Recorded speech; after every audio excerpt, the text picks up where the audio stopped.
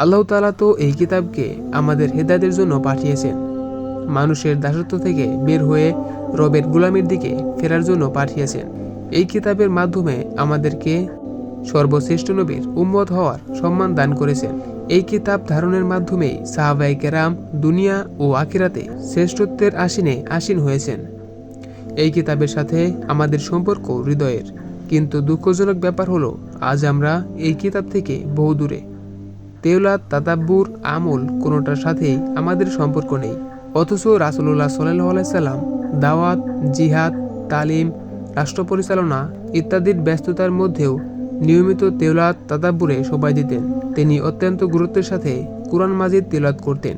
নামাজে, নামাজের বাইরে, রাতের আঁধারে, দিনের আলোতে সর্বাবস্থায় তিনি কুরআন তেলাওয়াত করতেন। নামাজে দাঁড়িয়ে নবীজি এত দীর্ঘ সময় তিলাওয়াত করতেন যে তার দুই পা ফুলে যেত। রাসূলের সাহাবী এবং পরবর্তী সালাফে সাহেলিনরাও কুরআনুল কারীমের সাথে গভীর সম্পর্ক রাখতেন। কুরআনুল কারীমকেই তারা ব্যক্তি, সমাজ, রাষ্ট্রের জন্য আলোর বাতিঘর মনে করতেন। তাদের দিনের বড় একটা অংশ বরাদ্দ থাকত নামাজে ও নামাজের বাইরে তিলাওয়াত ও তাদাব্বুরের জন্য। এভাবে প্রতি মাসে অত্যন্ত কয়েকটি খতম করতেন তারা। এবার একটু নিজেদের অবস্থার দিকে তাকাই। আমাদের অবস্থা হলো অন্য সব কাজের জন্য সময় বের করতে পারলেও কোরআনের জন্য এতটুকু সময় বের করতে পারি না। যারা নিজেদেরকে দিনদার বলে মনে করি তাদের অবস্থাও বেশি ভালো নয়। যদি জিজ্ঞেস করা হয় তাহলে দেখবে অধিকাংশই বলতে পারে না শেষ কবে তাদাব্বুরের জন্য কোরআন নিয়ে বসেছিলেন। শুধু তাদাব্বুর নয়, তেওলাতেও আমাদের উদাসীনতা চোখে পড়ার মতো। সারা বছরেও 2-3 খতম তেওলাত করতে পারি না।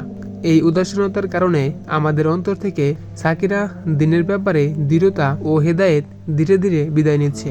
এখন আর সহজে অন্তর নরম হয় না, মোনাজাতে কান্না আসে না। এর থেকে মুক্তির জন্য তাদাব্বুরের সাথে তেওলাত এবং শুদ্ধ খুজুর সাথে নামাজ আদায়ে মনোযোগী হওয়া জরুরি। বন্ধুরা, আল্লাহ তাআলা আমাদেরকে হেদায়েত দান করুন আর সঠিক পথ প্রদর্শন করুন। আমিন। তো বন্ধুরা, আজকের ভিডিওটি এ পর্যন্তই ছিল। যদি ভিডিওটি ভালো লেগে থাকে তাহলে একটি লাইক দিবেন এবং চ্যানেলটিকে সাবস্ক্রাইব করবেন পরবর্তী ভিডিও দেখার জন্য। আল্লাহ হাফেজ।